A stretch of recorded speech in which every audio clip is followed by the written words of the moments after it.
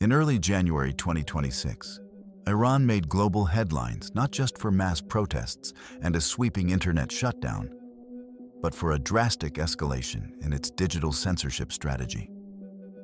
For the first time in history, a sovereign nation had succeeded in severely disrupting access to Starlink, the low Earth orbit satellite internet system operated by SpaceX. Starlink had once been hailed as a lifeline for people trapped behind restrictive internet controls.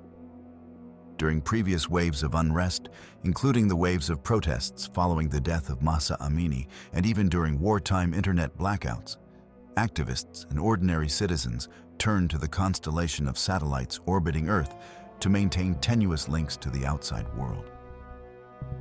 Yet in January 2026, that connection, once considered nearly indestructible, was dramatically compromised.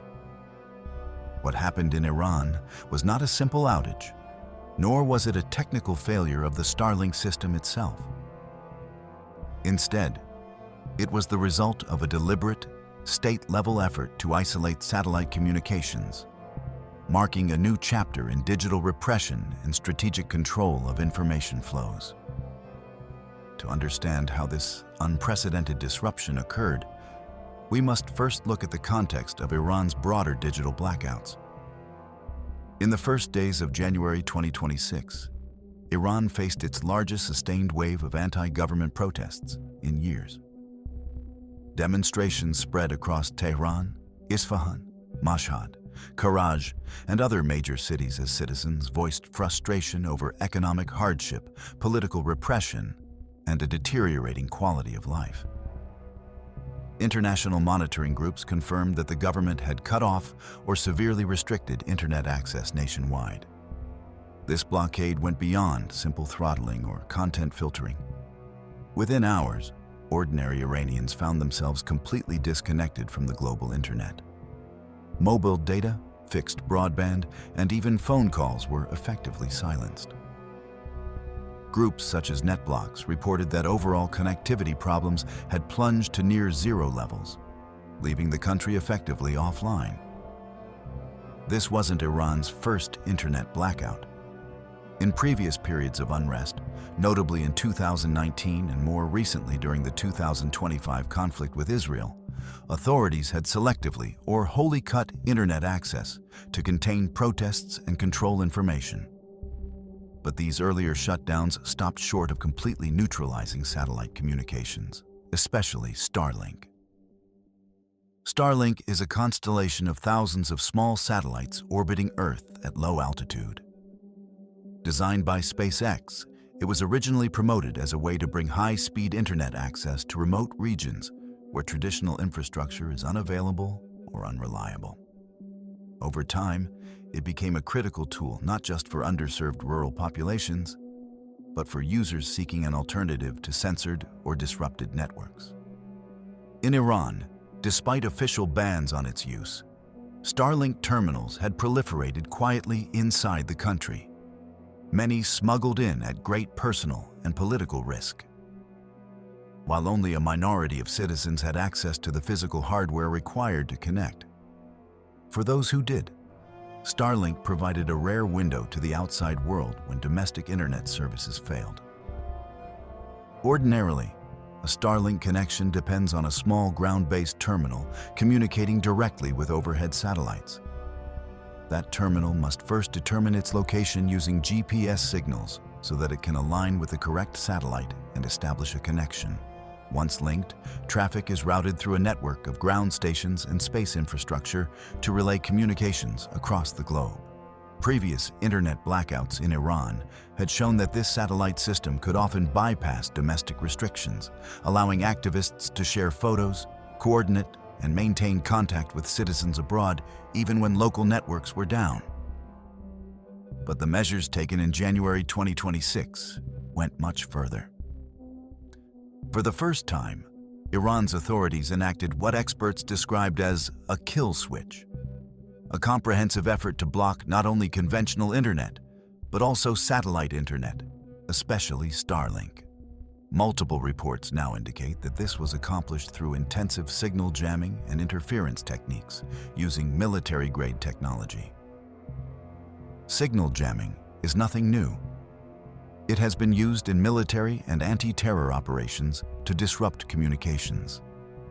But effectively jamming a satellite network within a sovereign territory, especially one as robust and global as Starlink, requires sophisticated equipment and considerable resources. According to technical analysts and on-the-ground reporting, jamming equipment operated by Iranian forces targeted GPS signals that Starlink receivers rely on for initial lock-on and alignment, making it difficult or impossible for ground terminals to connect to satellites. And direct interference with Starlink uplink and downlink frequencies, thereby degrading or blocking communication once temporarily connected. In some areas of the country, experts estimate that jamming efforts disrupted up to 80% of Starlink traffic, effectively reducing the practical utility of the system for users trying to communicate during the blackout. Many of the jamming tools are believed to be military-grade systems, reportedly similar to technologies supplied or developed with assistance from foreign defense partners. Analysts suggest that Iran may have acquired or adapted sophisticated jamming systems from partners such as Russia or China, though local development cannot be ruled out entirely. The reason GPS jamming is particularly effective is not immediately obvious. Starlink terminals depend on precise satellite location information to establish the initial link with the Starlink constellation. Without accurate position data, a terminal cannot know which satellite overhead to communicate with. By disrupting GPS signals, Iran effectively blinds the ground terminals, preventing them from locating the correct satellites. This GPS interference did not affect only Starlink. It also degraded civilian GPS navigation, making car navigation and other location-based services unreliable. In effect, Iran was jamming the very signals that many modern satellite and locational systems take for granted. This approach is more sophisticated than a blunt internet shutdown because it isolates connectivity at its physical foundation, rather than simply blocking access to web services. The consequence is that Starlink users could still attempt to connect, but with severely degraded results. Interestingly, in some reported cases, Starlink's service in Iran did not vanish entirely.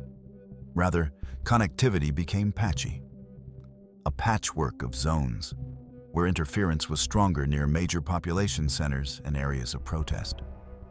Farther away from these zones, Starlink terminals could still establish some degree of connection, although not reliable enough for consistent communication. This pattern suggests that Iran's strategy wasn't uniform nationwide coverage, but targeted deployment of jamming systems in key areas. It also highlights the immense technical and logistical difficulty of completely suppressing a satellite network across an entire country using ground-based jamming. Nonetheless, the effect was profound. Protesters and activists who once relied on satellite internet found that their fallback option had been effectively neutralized, leaving them isolated from both domestic and international communication channels. With nearly all forms of digital communication cut off, ordinary Iranians found themselves increasingly unable to connect with family abroad, coordinate protests, or share real-time footage of events unfolding in their cities. Messaging apps, VPNs, and other circumvention tools were rendered ineffective amid the sweeping blackout. For many, the disruption of Starlink represented not just a technical setback, but a psychological blow. The sense that even the last remaining digital lifeline had been severed. Human rights groups and digital freedom advocates warned that such total communication blackouts significantly endanger people's safety, reduce transparency, and give authoritarian governments unprecedented power to control narratives. Starlink's presence in Iran has been controversial for years. Iranian authorities have long banned its use inside the country, and possession of a satellite terminal has been illegal. Despite this, a black market for terminals flourished, driven by demand from those seeking bypasses to censorship. The situation also raises questions about international law. While governments can control terrestrial communications within their borders, jamming satellite signals, especially those from foreign companies, is a far more complex legal and diplomatic issue. International bodies such as the International Telecommunication Union, ITU, have rules governing the use of radio spectra, and deliberate interference can violate these norms, though enforcement remains challenging. In the wake of the blackout, global attention turned to how to restore communications in Iran. There were reports that US and other international officials reached out to Elon Musk and SpaceX to explore ways to counteract the blackout, including potential technical workarounds or diplomatic pressure. Critics argue that satellite networks will always face vulnerability to ground-based interference unless their operational paradigms evolve. Future designs may incorporate alternative location services, anti-jamming technology, or other resilience mechanisms. But such solutions are complex and costly. In January 2026, Iran achieved something many thought impossible. It significantly disrupted the Starlink satellite internet network within its borders. This was accomplished not by hacking into SpaceX or disabling satellites, but by using high-powered jamming technology and strategic digital shutdowns to intercept the very signals that make satellite internet possible. It marked a new phase in authoritarian control, one where a government can assert dominance not only over terrestrial communications, but over space-based infrastructure as well. The implications are profound. In an increasingly connected world, satellite internet was once seen as the ultimate fallback against censorship. Iran's actions demonstrate that no system, no matter how technologically advanced, is immune to strategic interference. As global tensions and protest movements continue to shape information policy around the world, the lessons from Iran will likely influence how nations, companies, and advocates think about digital resilience, freedom, and the power of connection in the years ahead.